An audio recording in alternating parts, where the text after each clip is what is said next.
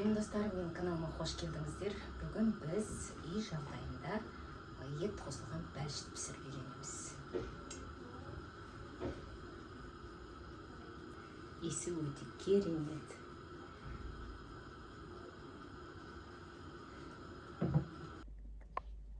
Ал достар, онда бүгінгі біздің мясной пирогымыздың қамырын жасап алайық. Ол үшін бізге қажет заттар: 50 грамм майонез, 50 грамм сметана, 300 грамм ұн, 1 чай қасық тұз және жылы су қажет болады 200 грамм. Онда кеттік. Тұзымызды салып, жылы суымызды құйып, бәрін құймаймыз. Құйып, бірінші езіп алайық тұзды суымызды. Тұзды жылы суымызды езіп алдық. Ары қарай майонезімізді салалайық.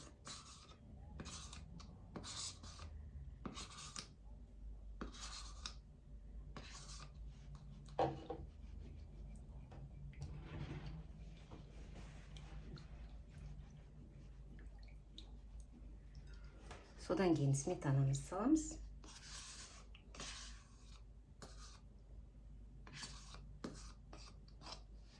Жақсылап араластырып алыңыздар.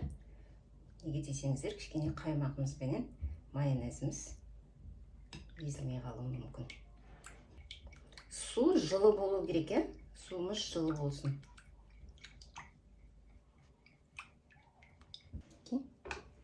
Енді жайлап отырып, ұнымызды салып араластырамыз.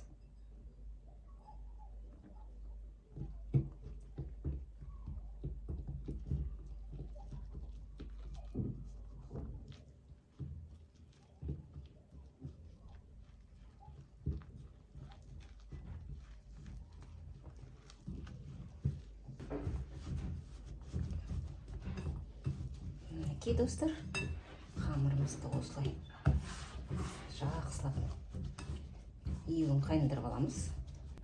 Мінекей, осының енді бетін жауып, 15-20 минутқа холодильникке қойып қоямыз.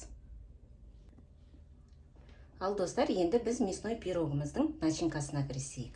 Бізге 400 грамм асқабақ қажет, 3 картошка болса жетеді, 1 жуа, етіміз жарты кило, даже жарты килода болмайды, где-то бір 400 грамм болады. И зелень. Өз қалауларыңыз қандай зелень салам десеңіздер де, өз қалауларыңыз. Менде укроп пен петрушка. Ал онда біз бірінші асқабағымызды, лугымызды, картошкамызды, картопымызды тазалап алайық. Мінекей достар, көкөністеріміздің бәрін жуып, тазалап, дайындап алдық. Енді етімізге көшеміз. Ең бірінші етімізді турап алайық.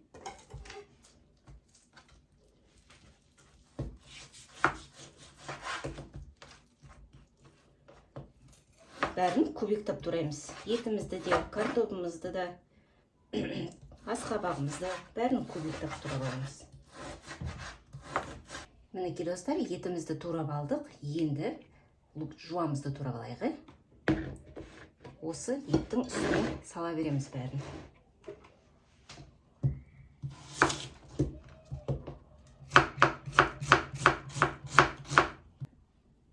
Мінекей жуамызды да турап алдық, майдалап көбектап. Келесі картоп.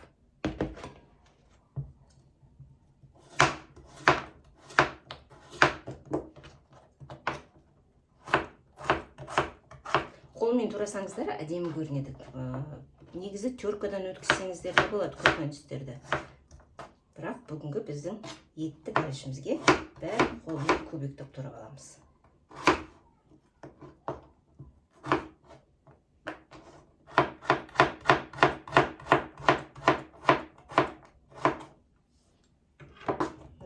Картопымызды турап болдық. Енді келесі біздің этап асқабақ. Асқабағымызды да тура осылай майдалап тураймыз.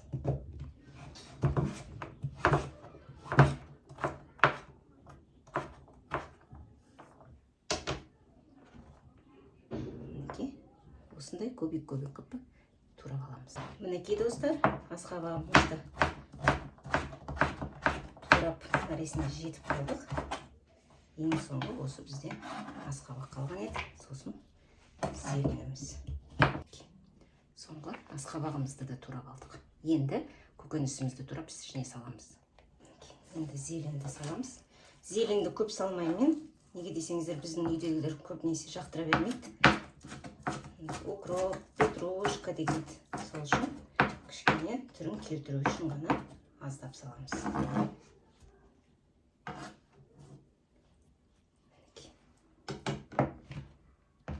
Мінекей достар, мінекей енді осының бәрін араластырамыз. Бізге сәл азғантай су май қосамыз. Азғантай болғанда бір 50 грамм. 1,5 қасық чай қасықпенен тұз саламыз. Және қара бұрыш. Енді осының бәрін араластырып алайық. Достар, начинкамызды араластырып дайындап алдық. Енді тестамызға көшеміз. Яғни қамырымызды жасаймыз. Противенімізді майлап алдық. Астына пергамент қағазымызды салып майлап қойдық. Келесі тестаға көшеміз. Тестамызды 2 бөлікке бөліп алдық біз.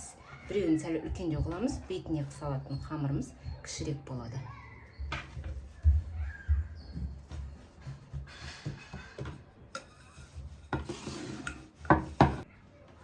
Мінекей қамырымызды жайып алдық. Астыңғы қамыр сәл үлкендеу болып жаясыздар. Енді противенға саламыз үстіне.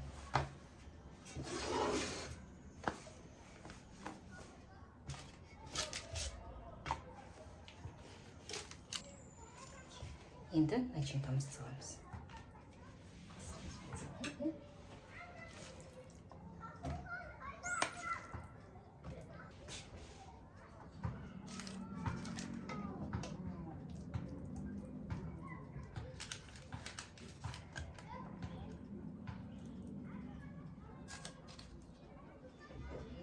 Енді осының бетіне қамырымызды кішірек қылып жайып алып, бетіне қамыр саламыз. Мінекей достар, енді мына кішірек қамырымызды осының бетіне саламыз.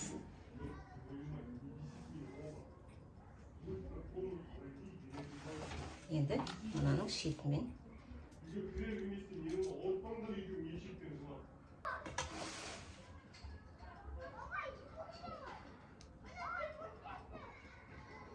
осылай шеттерін екі қамырды бір-біріне жабыстырып шығамыз.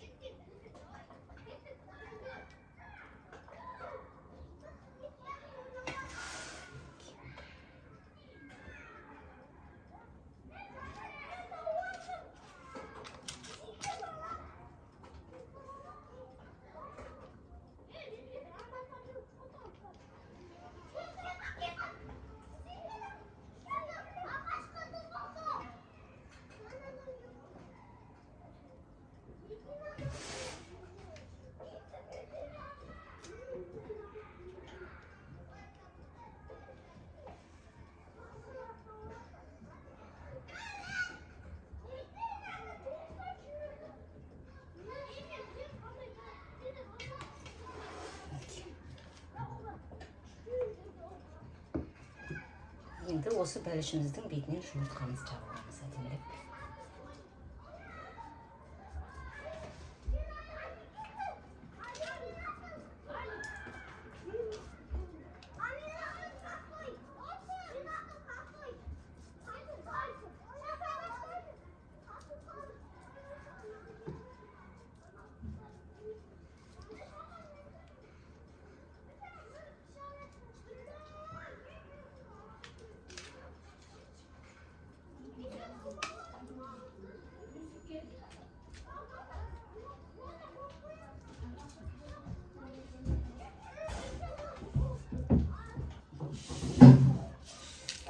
Бетіне кунжутымызды сеуіп, духовкаға 160 градуста 40 минут пісіріп аламыз.